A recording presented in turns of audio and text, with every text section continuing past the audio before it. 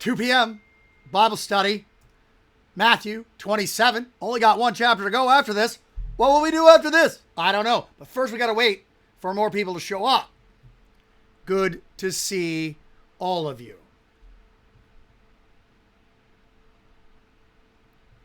Oh, it's going to be a good day. Going to be a good day. There's a few of you. Good, good, good.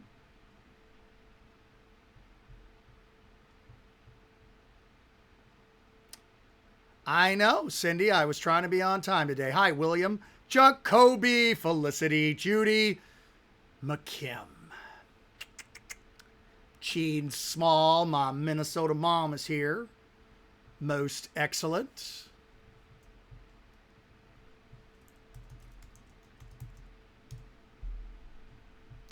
Bobby Joe, good to see you. Linda Kimmel. Peter, good to see you in Wisconsin. I love Wisconsin. When I was a young warthog, when he was a young warthog. No, when I was a young pup. Hey, buddy. When I was a young pup, and I was just learning about Lutheranism, my pastor was from a strange land. I was a Baton Rouge native. I was going to live my life in the South. I was going to be happy there.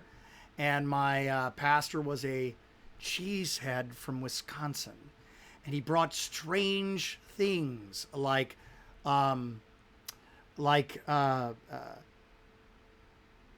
this love for cheese from Wisconsin, this idea that it was better than every other cheese. He brought cheese heads and brats cooked in beer, delicacies that I had never, ever in my life sort of experienced. And he said, if the Lord blesses you, one day you will go to the hallowed ground of Wisconsin. And there you will set foot on the hallowed ground. Hi, Carol. And you will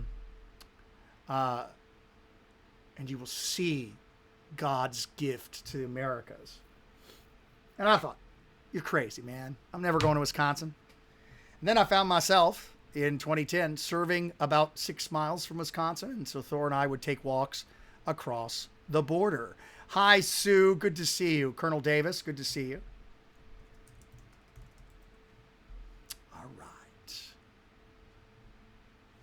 So I must honestly say that I have great memories and great joy from Wisconsin. I just love me Wisconsin. I got to do a retreat in Sheboygan, got to taste real cheese curds and saw them squeak.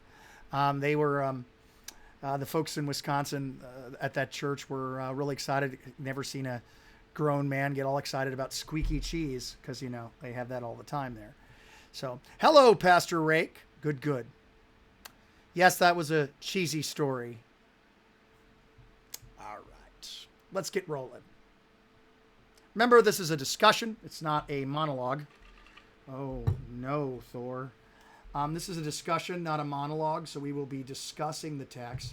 Feel free to ask any questions, and I must say that yesterday we had some great questions. Great questions.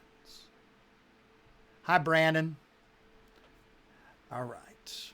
Yes, a brat in a burger. What's up with that? Anyway. Hi, Glenda. All right. Where did we stop yesterday? Oh, yes. Past this. Judas is dead. All right. Verse 11. Started with verse 11. And Jesus stood before the governor. Oh, I love it. I absolutely love it. So they bought the field. Judas is dead. Peter's denied. And now Jesus is standing before the governor. I literally only have 2 treats for today, buddy. Come over here.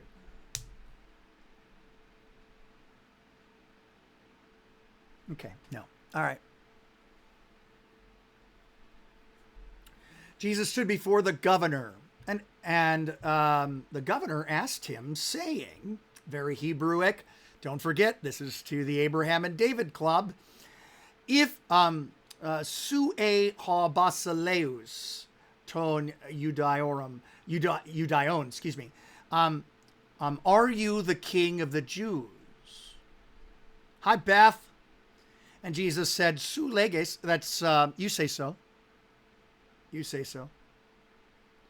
So are you the king of the Jews? You say so, which is the same thing he said to the high priest, by the way. That's what you say.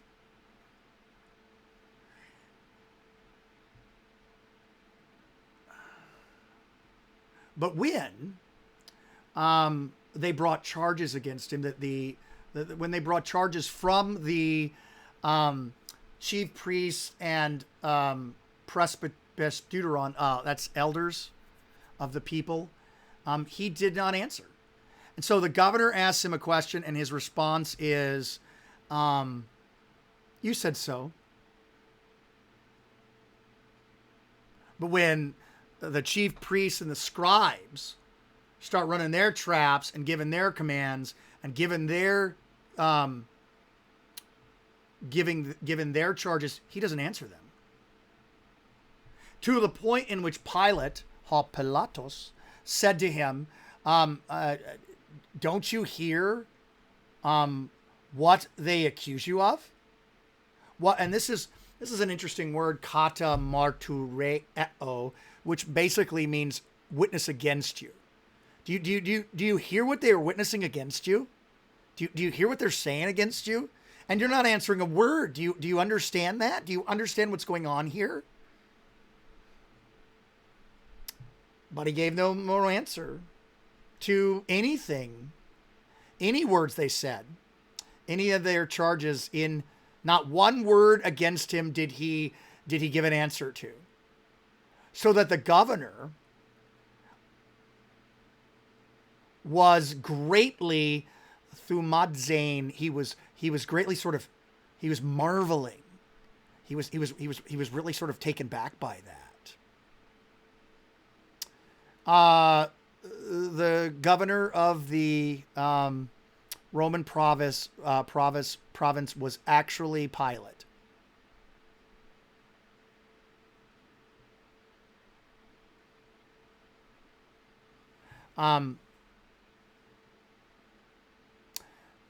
Pastor Rake used some big words there, and so two double entendres as the interrogative and declarative forms of the statement by Pilate and Jesus' respectively are interchangeable. Are you the king of the Jews? You say so. But he gives no answer to a single charge. Hey, Suzanne, it's okay to be late. Welcome to the dance. Now at the feast, this is verse 15.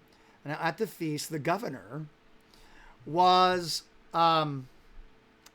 he was accustomed to, this is an interesting word, it's a pluperfect, an action which began in the past and continues in the,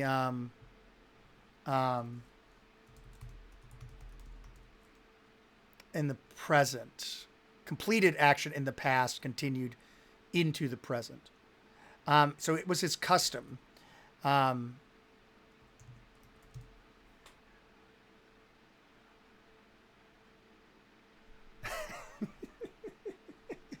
We don't dance here, we sleep. Kill trolls and patrol.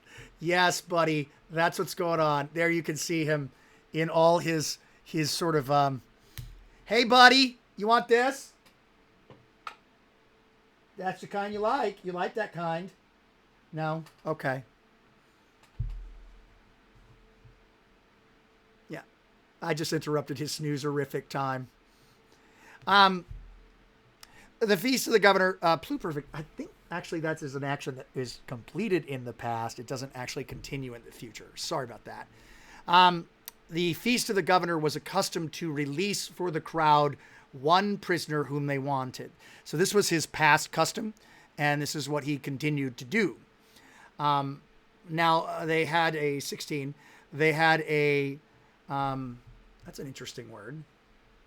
a well-known episesmon, a well-known prisoner. Ooh, okay. Yeah, I don't want to make a big deal of this. I don't want to make a big deal of this, but I do have to point out that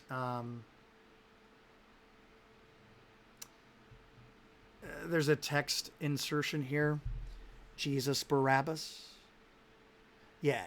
Thanks, Tim. Thanks. I got that. Past perfect. Completed action in the past. Yeah, I just didn't sleep well last night. Yeah, I mean, I don't know what my problem is. I've not been sleeping well. We're opening up this week. Got a lot on my mind. And the pluperfect got a little messed up there. But I got friends. I got friends in low places. And those friends are named Tim Rake. So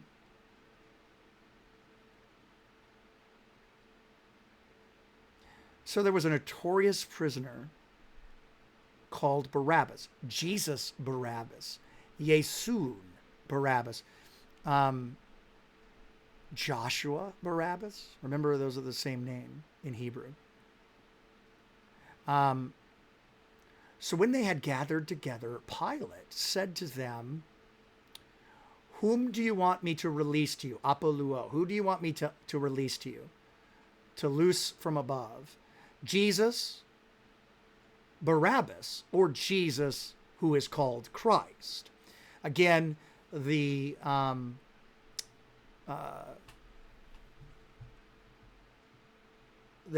some dispute about this, but this makes it far more sensible.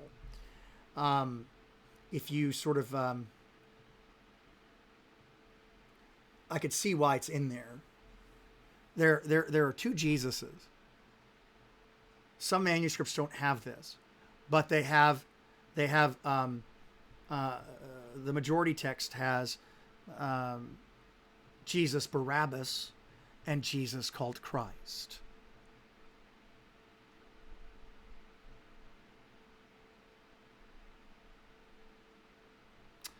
Shooting fish in a barrel. So this makes a lot more sense, and you could see why there might be some late edition where, Barabbas or Jesus who is called Christ. So Barabbas is evidently had first name Jesus, two, and thus the issue.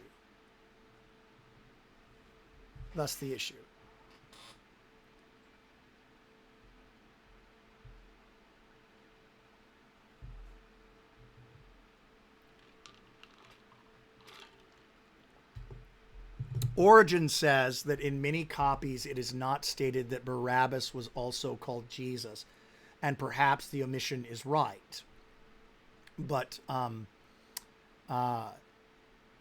Origen discloses in what follows his reasoning for disapproval of reading of Jesus Barabbas. It cannot be right, he implies, because in the whole range of the scriptures we know of no one who is a sinner who is called Jesus.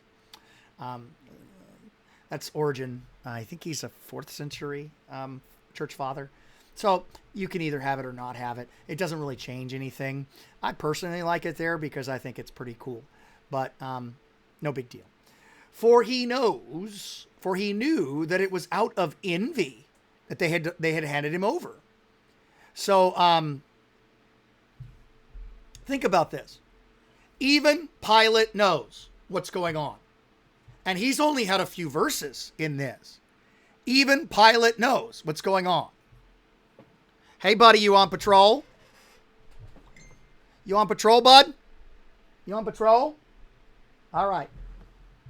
So, 3rd century. Thanks, buddy. I always get 3rd and 4th century stuff confused. It's always, you're going to add a year, and my brain doesn't always do that. Rake to the rescue ×2 today.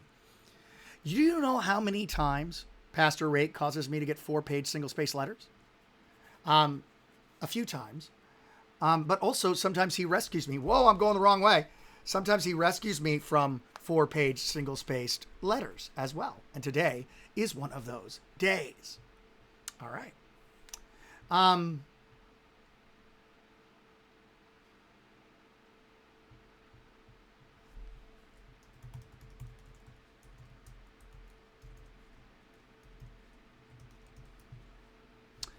All right.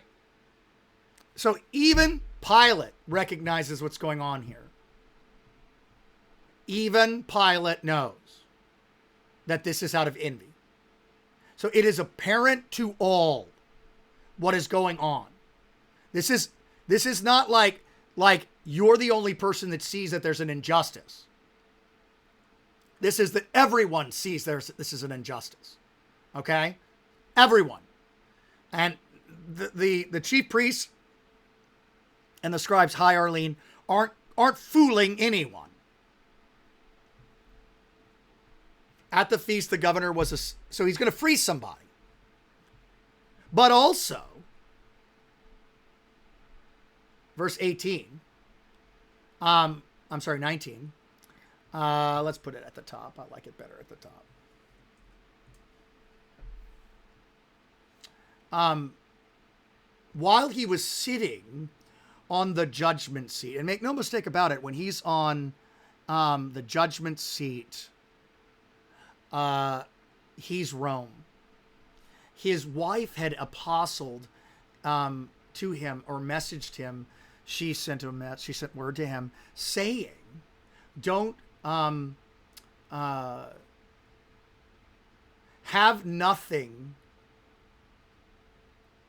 You have nothing to do with that righteous man, for I've suffered today in a dream concerning him. So it's like she sends him a message like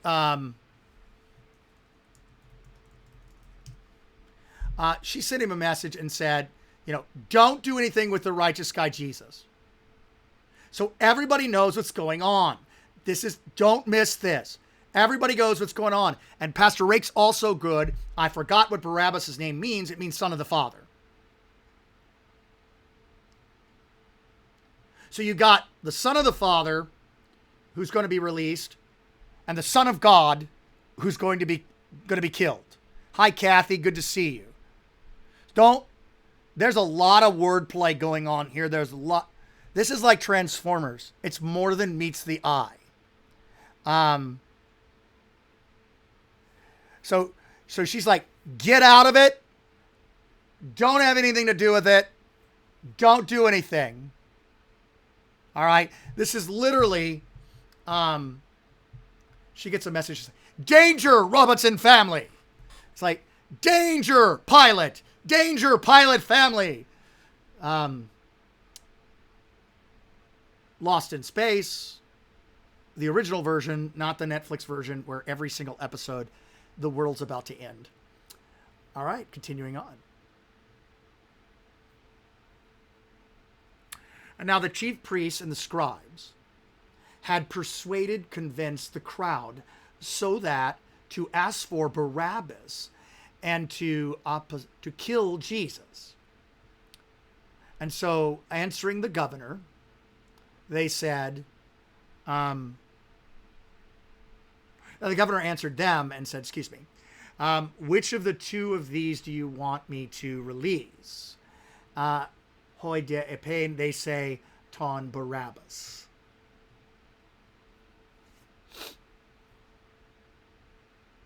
Pilate answered him. So what should I do with Jesus, the one called Christ? And they said, staurothe, let him be crucified. It's a third person passive imperative. Let him be crucified.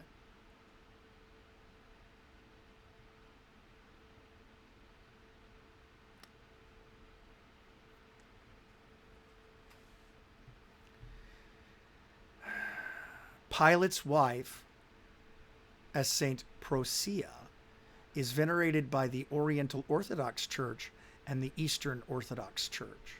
Thank you, Pastor Lustico. I kind of liked Danger Pilate family better, but yours is a good answer too. 22.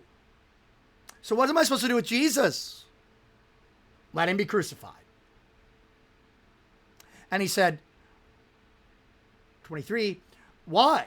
What kakon has he done? What evil has he done? What bad has he done? But they shouted all the more, let him be crucified. And Pilate, seeing that he was gaining nothing,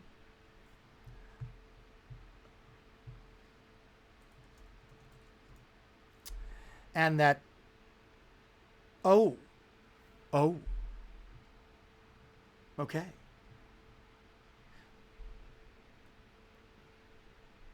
I'm not, this is by, as you can see, I sliced my finger open a few days ago, but I'm really, really sorry about that. I'll hide it from you.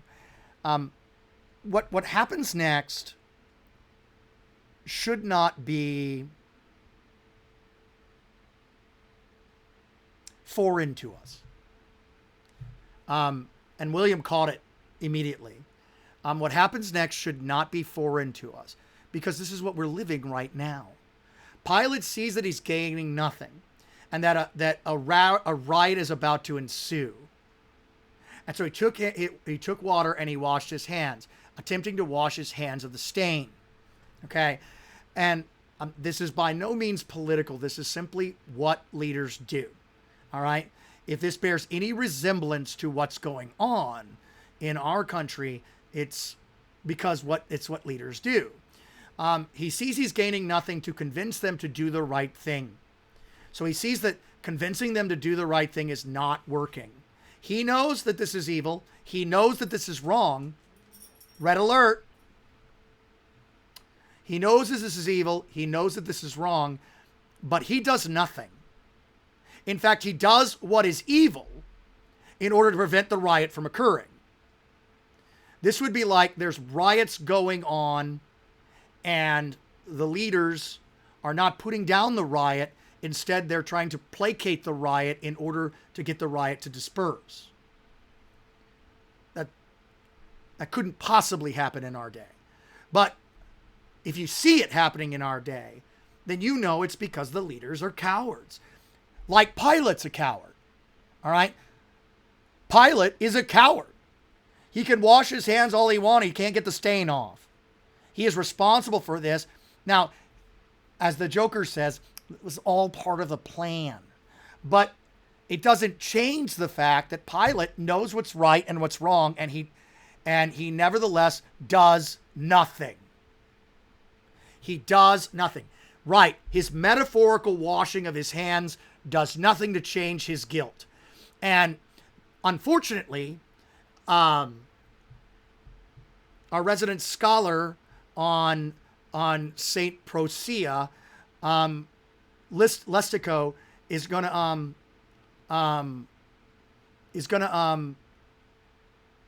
to tell you that we have no evidence that Pilate ever became a Christian. Okay, none that I've read, and I've looked. People would love for it would make a great story, but it never happened. Not that I know of. I hope it did on his deathbed and nobody knows about it. But this moment, he chooses to do what is expedient rather than what he knows is right. And he placates the crowd in order to maintain some semblance of order. I am innocent of this man's. I am righteous. The blood of the righteous. I am innocent of the blood of the righteous, of this righteous.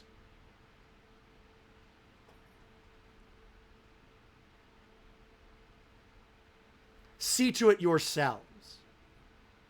He wants nothing to do with it. He wants absolutely nothing to do with it. He wants no part of this.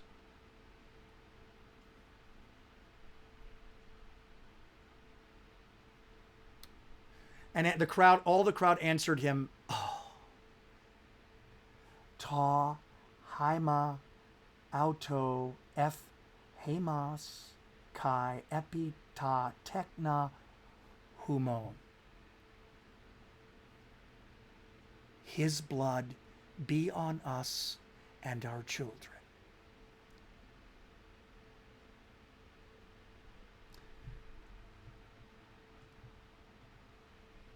You have absolutely the rest of your life to understand the irony of this sentence. And when you grasp it, you'll only find that the rabbit hole goes deeper. I want nothing to do with this. My hands are innocent of this innocent man's blood, this righteous man's blood. And then they say, you know what? We'll take the blame. His blood be on us and our children. We'll take the blame for murdering this guy. But his blood is on them and their children.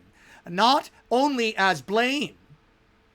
You crucified this same Jesus whom you crucified is both Lord and Christ. Peter's sermon. Not only that, it's not only that you're responsible for the blood of the Son of God, it is also that his blood is on you and your children. You asked for it and it actually happened. His blood washes all sin away, including the murder of God.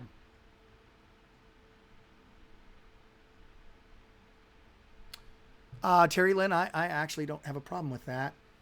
There's a lot of people who are guilty in all of this, including Pilate and Judas and Peter. By the way, do you know who else is guilty in all of this? Terry Lynn, Pastor Lestico, Felicity, Heather, William, Jacoby, Grace, Kathy, Arlene.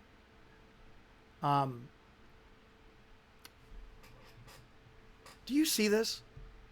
Did you spot this happened? Do you know where he is? He's gone. He's gone like a freight train, gone like yesterday. He's under the cover. He's under his blanket. Elvis has left the building. The star is gone. His blood be on us and our children is such gospel. And it's meant to be such, we're going to murder him and we're okay with it and you're off the hook. His blood, I'm to blame too. And yet his blood covers all our sin.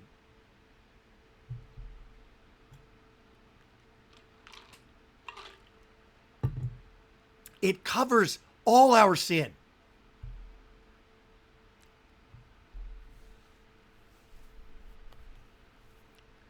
Covers it. So they want to get out of it. You know what? Don't worry about blame. We'll take it. And the one who's taken the blame is Jesus. His blood is going to cover them and make them clean. And you can spend the rest of your life sort of marveling at the irony of this. This should be compared to Sinai, where the people spoke again in unison to the Lord's servant. All that the Lord says we will do. And they didn't.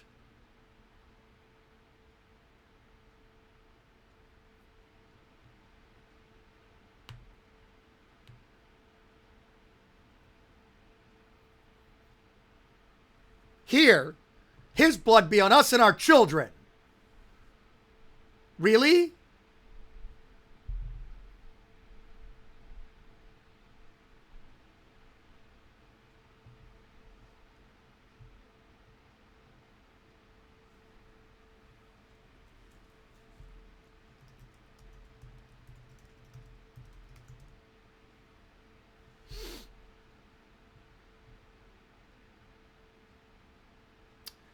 And so he released to them Barabbas, and Jesus, and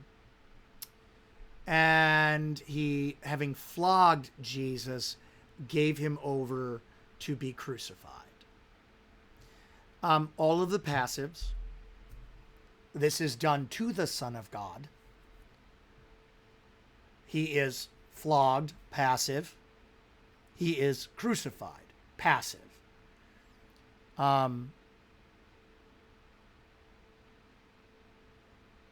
This doesn't have Herod's business where he's bouncing back and forth like the Wiggles.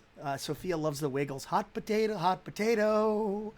But it's the same thing. He is passive in his suffering and dying for your sins. Remember the active and passive obedience of Christ. It's catechism time. The active obedience of Christ is that he keeps the law for you, lives the life you should live, and then counts that life as if you lived it. The passive obedience of Christ is that he dies on the cross for all your sins. So he lives the life that you should live, and he dies the death you deserve. Both save you. And you need both for him to save you. We always just answer, well, how are you saved? Well, Jesus died for all my sins. Well, that's part of it. The other part of it, which is very important, is that he kept the law for you. Catechism time. Over.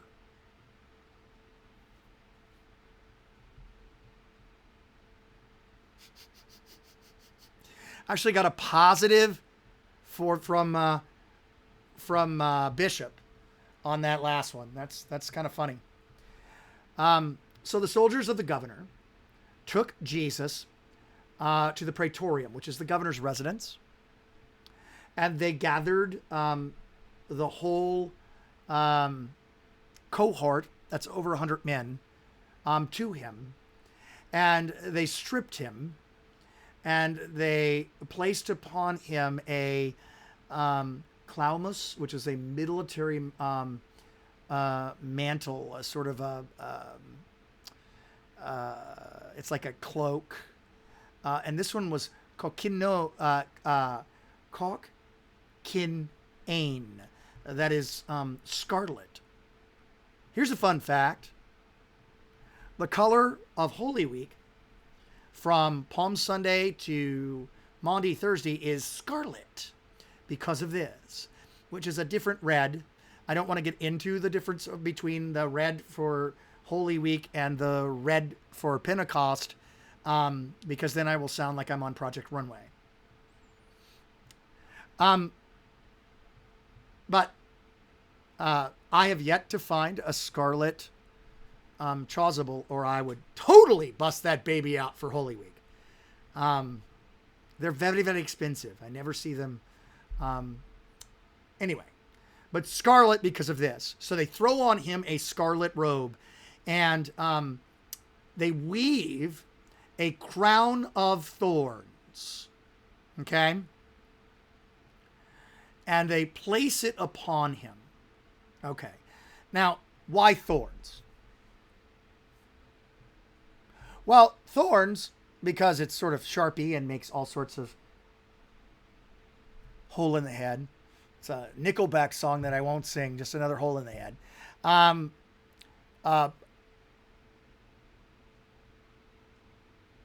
would say there's another reason for thorns. And I just simply need to ask you, what was the curse on man? The curse on man was that thorns and thistles would come out of the ground and wreck your work. He is crowned. He is crowned with the curse put on to Adam. Don't miss this. He takes on our curse, death. We had this moment yesterday, if you eat from that tree, you will surely die literally could have been, if you eat from that tree, I will surely die.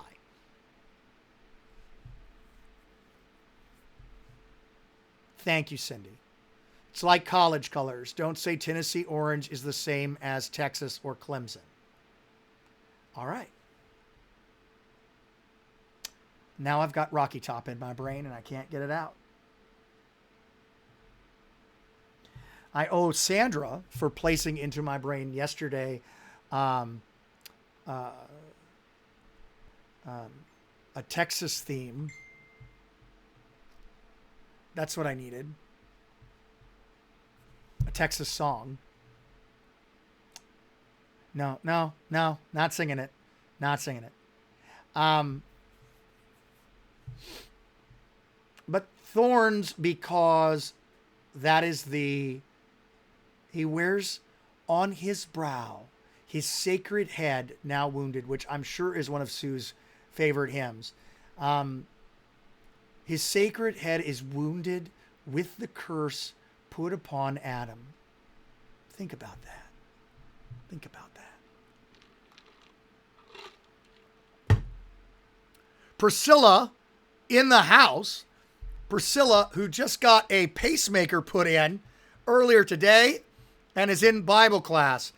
I must say, now her heart beats only for JC.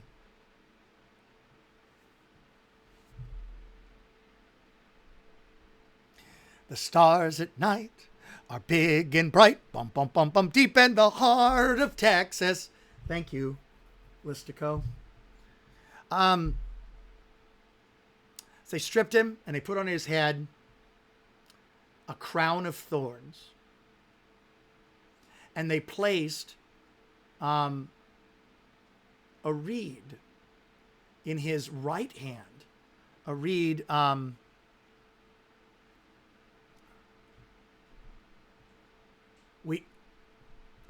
it placed his right, a symbol of peace, a symbol of kingship, a symbol of well, it's mocking. Look at this king.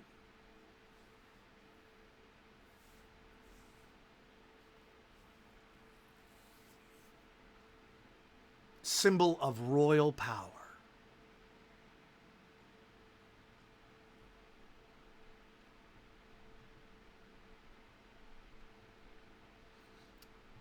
Poor Mike McKim, he's right through those doors. When I sing, he gets to hear it first, and then he gets to hear it again on the feed. And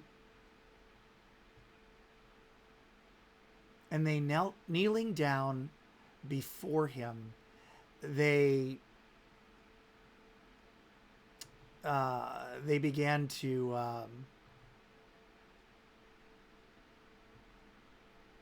like play. Like, this word first means, paizo means to play. It means to, they mocked him, saying, Kare, hail, Basileus ton Judaion, King of the Jews. Hail, King of the Jews. And they spit on him. And they took the reed, and they beat his head with it. So they take the reed out of his hand and they just start beating him.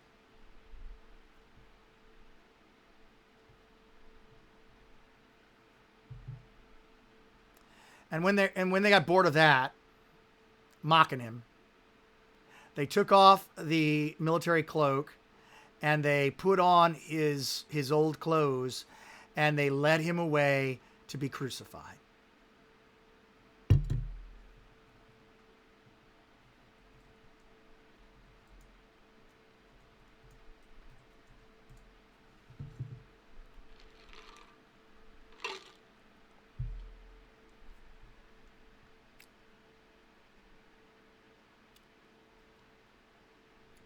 What would you do if you had God over to your house for a beer? What would you do if you had God over to your house for a pop? Got a terrible problem here in Bossier City, as supply chain problems have brought the Diet Mountain Dew to a screeching halt. 2 different places yesterday checked. No Diet Mountain Dew cans. What to do? I might have to start drinking cream soda. But what would you do if you had him over to dinner? The Son of God. What would you do? Well, you would talk with him about many things. Sorry, Felicity, that was an adult reference. I then switched to younger person reference. Sorry about that. Please forgive me. What would you do? You would converse with him about the creation of the universe, correct? You would talk to him about very important things like world hunger and suffering in the world, right? You would learn from him how he lived for you and died for you. Is that what you think you do? You are deceiving yourself if you believe that. You are cuckoo for Cocoa Puffs if that's what you think. Let me tell you what you would do. You would take him, you would seize him, you would mock him, you would beat him, you would crown him, and you would strip him, and then you would try to kill him. Do you know why I know that you would do this? Do you know why you should know that you would do this? 1, because we did it to Jesus in the first place. And 2, that's what your sins do every single solitary day. Every time you sin, every time you do what you shouldn't do and don't do what you should do, you spit on God and his Son. Every time that you live for yourself rather than for others, you give God the liturgical sign of the bird and you tell him where he can go and where he can stick it. Every single time that you sin, you drive nails into the hands and feet of God. So please don't tell me that you would have some sort of deep conversation about the nature of the universe with him. You would kill him because that's what you did. That's what your sins do daily and much. So if you're going to be honest with yourself, look at yourself and go, I crucified the Lord of glory. And mourn what happens next because this is your fault and mine. I did this. And if we have any sort of, if we look at this in diet cream soda, Abigail, diet cream soda. If we have any sort of honesty with us, with ourselves, we will never ever blame any different group, Jews, Pilate, for the death of Christ. We would look at ourselves and go, my fault. That's my bad. That's what I did. And that's the only true thing in all of this.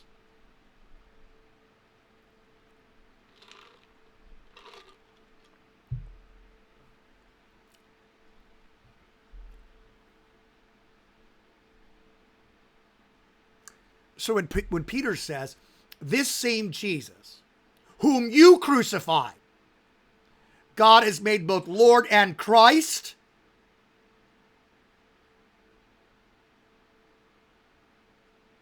Yeah. Heather, I'm gonna take what you said and I'm gonna tweak it a little bit. It's very, very good. Heather said that's why Jesus had to die for us. We couldn't possibly make ourselves righteous. 2 things. His having to die is exactly as you put it. He doesn't have to die. He does this for himself because there's no other way for us to be saved.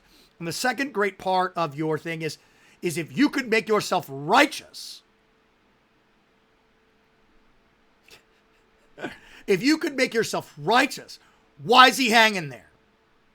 If you could fix this, the next time you tell God, I got this, I can make this better. I've got this, I can make this better. I've got this. If you just let me out of this, I can make this better. Why is he hanging there on Good Friday? If you could fix this, why is he hanging there? And again, just like Peter, he has heard many, many people tell him how committed they were to him. And this still ends the same way. With a dead, naked Son of God hanging on a cross, crowned with thorns.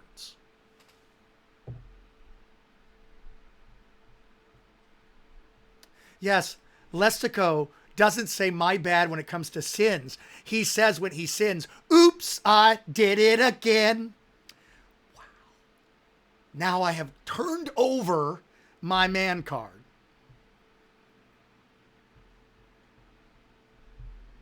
As they were going out, they found a man from Cyrene named Simon,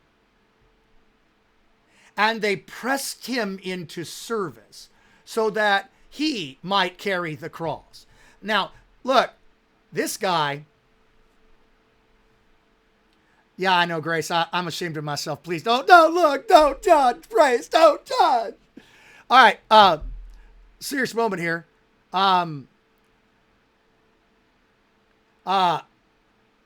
Simon, pious man. Simon, remembered for his faithfulness. Simon is pressed into service. Why is Simon pressed into service? Well, you know, while they are crucifying some people, they might get Simon too. And so you could see Simon looking at him like, oh, no, you know, I don't really need to be involved in this. You know, why don't you get somebody else? Because while they're crucifying the robber, and the Son of God, who is counted as a sinner, they might just get him too.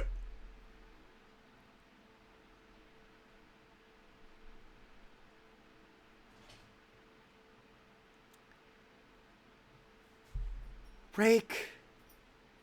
We are on patrol again. Somebody just walked out the door. All right. Simon, blessed Simon. Blessed Simon, who carries that cross thinking, there's a good chance that they'll just put me up there too. But that's not going to happen. See, you will never be crucified for your sins because Jesus was crucified for you. And they came to the place called Golgotha, which is called the Kraniou Topos, the place of the skull, the junk heap, the junk heap, the place where trash was burned, the smelly, stinking place that outside of town. And they gave to him wine, sour wine, sharp wine. They gave to him wine to drink. It's a different kind of wine though. It's a and it's cut with gall or so like this stuff is so cheap it's mixed with something else, and this is meant to sort of deaden him. Look, the Romans knew how to kill things and kill people and break things. All right, they that's what they bring to Western civ. The Greeks bring wisdom, and art and culture.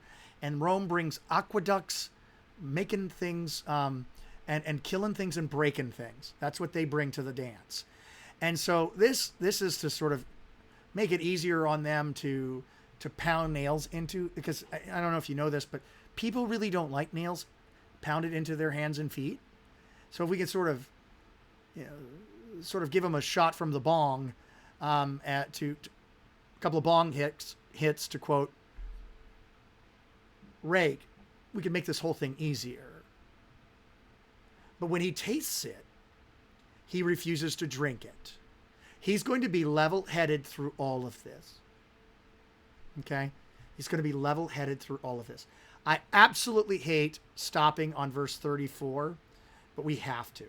So I want to just invite you to a couple of things. I want you to take a look at the new Higher Things website. higherthings.org. Okay. New website, all about content. Got a great article from Nunez on there about confessing Christ and all the chaos that's going on. There's an article from me. There's a bunch of articles. There's an article from Finker usually. There's reflections. There's everything you ever need to dare to be Lutheran. It's on that Higher Things website, higherthings.org. I also want you to go to your app store and search for Higher Things Lutheran. Okay? And there you'll find an app on Android, Amazon, and iTunes, so that you can have all that good content pushed, those videos and everything, all that good content pushed to your cell phone or iPad. Check it out today, higherthings.org. Tomorrow, same bat time, same bat channel. Okay, I'm going to make an executive decision and take Monday off. I need a day off. We're going to take a break on Monday. We may finish on Saturday, and then we'll have to decide what we're going to do from there. But I am going to take... thanks, Jim. I am going to take Monday off, so I hope we finish on Saturday so that it'll be like a day of rest for me. Have a great day. It's tomorrow, Friday, same bat time, same bat channel, for some more from Matthew's Gospel. God's blessings to you.